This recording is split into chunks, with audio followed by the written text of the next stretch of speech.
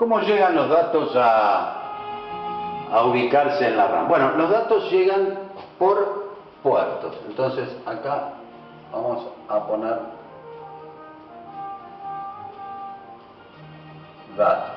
Los datos llegan. ¿Y a dónde llegan? A los puertos. De los puertos se distribuye luego dentro de la plataforma informática donde haga falta y la podemos manipular. Los puertos. Entonces, ¿qué son los puertos? Los que recepcionan las señales del exterior, de los periféricos. Vamos a repetir por acá esta palabrita y vamos a decir que los puertos, los técnicos de IBM por allá por 1958-60 diseñaron dos tipos de puertos. El puerto común de tipo serie, que con el paso del tiempo se transformaron en los COM, y después tenemos los puertos paralelos. Los puertos paralelos se pensaron para dispositivos que tenían una demora importante, como por ejemplo la impresora. La impresora sigue teniendo una demora importante, es el periférico más lento, o sea, periféricos lentos. Estos se llamaron LPT. Normalmente la máquina tenía un montón de LPT. Y significa, la sigla significa Line Printer Terminal. Y estos son los puertos comunes. Indudablemente de allí, de los puertos comunes, como la Internet. Cuando vos escribís una dirección, es www, mi página, por ejemplo, .com, como verás, entra por un .com, por un puerto serie. El dominio .com. También hay .org de organización y .net, redes privadas. Todo esto, y a propósito de la Internet, siempre entran en serie. Hay que tener en cuenta lo siguiente, que los datos de cualquier periférico hoy en día, o sea, impresora, ¿qué más tenés? Un USB, que no lo dije, porque los puertos series y los puertos paralelos finalmente se resumieron en un puerto universal. El Universal Series Bus, ¿no es cierto? Todos los dispositivos USB, las cámaras fotográficas,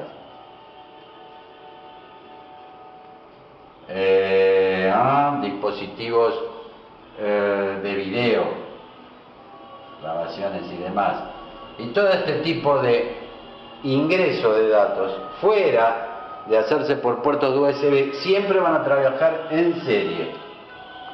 Impresora, cámara, video, etcétera, siempre trabajan en serie. Habrá que tener en cuenta que el microprocesador trabaja en paralelo, por lo tanto habrá un dispositivo inteligente del tipo embebido, lo averiguan aparte, que tendrá que tener la característica de paralelizar la señal. Llega en serie y hay que paralelizarla, porque el micro trabaja en paralelo. Cuando nosotros subimos información, esta vuelta tenemos que serializar la información. O sea, existe un paralelizador y un serializador. Todo esto porque el microprocesador trabaja en paralelo. Y todas las señales que andan dando vuelta por ahí, externas, vienen siempre en serie. A propósito de la Internet, tan solo dos palabras. Mucha gente sabe de qué se trata. Bueno, esta es la RAM, ¿no es cierto? Lo vamos a borrar. Ya tenemos nuestro programita, el lenguaje absoluto de unos y ceros, y ahora decimos, ¿qué pasa con la Internet? Bueno, la Internet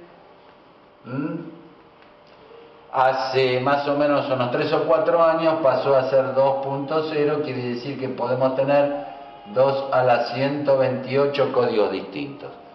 Yo no recuerdo bien, pero eso da aproximadamente 6.5 trillones de datos diferentes. Todos los datos, como vos sabés, y toda la información está por ahora en discos, ¿no es cierto? o sea, en servidores. Los servidores, igual que lo que tenemos nosotros, está dividido en sectores y pistas. Sectores y pistas. La menor porción de acceso a un disco se llama clúster y mide 512 kilobytes. Acordate que el byte es la palabra digital que tiene 8 bits. Entonces, recordad que los vendedores nos decían, usted puede tener acceso a internet con una velocidad de 512. Bueno, empieza la primera macana, porque 512 no hay ninguna velocidad, es el acceso a los sectores. Luego saltamos a 1024. Esto era 1 mega, ¿te acordás? Después pasamos creo que a 3 mega, a 6 mega. Bueno, andamos por 30 megas, es bastante lenta igual, 30 megas y así sucesivamente. Siempre megabits, ojo, no son megabytes, esto es megabits. La velocidad es de bajada, que es esta, está en megabits. Ahora, esta es la velocidad de bajada.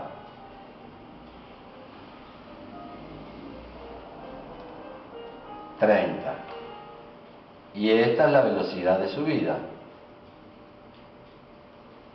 Quiere decir de que la velocidad de subida es el 10% más o menos, en muchos casos, que la velocidad de bajada.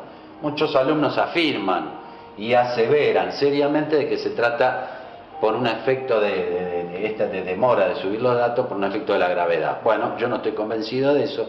Simplemente digo de que hay que encontrar los sectores y pistas en el servidor adecuados que para la bajada ya están asignados y para la subida, ¿no es cierto?, hay que asignarlos. Por lo tanto, de ahí es tan solo uno de los motivos de la tardanza. Recordemos, y hemos hablado de la memoria, bueno, la medimos en byte porque ya dijimos que no desapareció el término byte, sencillamente porque nos permite codificar todo el teclado. 1 byte, recordemos que 1 kilobyte,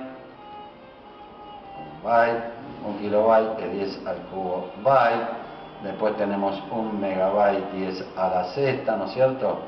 1 gigabyte 10 a la novena y 1 terabyte es igual a 10 a la 12. Normalmente un disco duro, hoy día está tranquilamente en 1 tera sin ningún tipo de inconveniente. Bueno, esto es una muy pequeña, digamos, vistazo que quería, digamos, aclarar con respecto a la velocidad y a los servidores en relación a lo que es la internet. Sobre todo la velocidad de subida y bajada en la unidad, Y hablando de la unidad, ¿realmente cuál es la velocidad? Bueno, la velocidad es una velocidad de transmisión de datos. Transmisión de datos. Esto significa que no es solamente un megabit, ¿sí? Megabit, no megabyte dije. Sino que tiene que tener relación con el tiempo. Toda velocidad tiene que tener intrínsecamente una expresión relacionada con el tiempo. Entonces, la cantidad de datos transmitidos, la velocidad de transmisión de datos cuando se mete la velocidad por segundo es otra unidad que llamamos baudio, que es la cantidad de bits por segundo que se transmiten. No lo vamos a ver aquí, tiene toda una teoría, todo un desarrollo, pero lo que quiero es que no te dejen macanear. Estos son megabits y no es velocidad. La velocidad es la cantidad de bits transmitidos en unidad de tiempo, en tantos segundos en las plataformas informáticas. Bueno, espero que te haya servido y esto fue la última parte de la charla introductoria de la clase 1 de Fundamentos de Informática.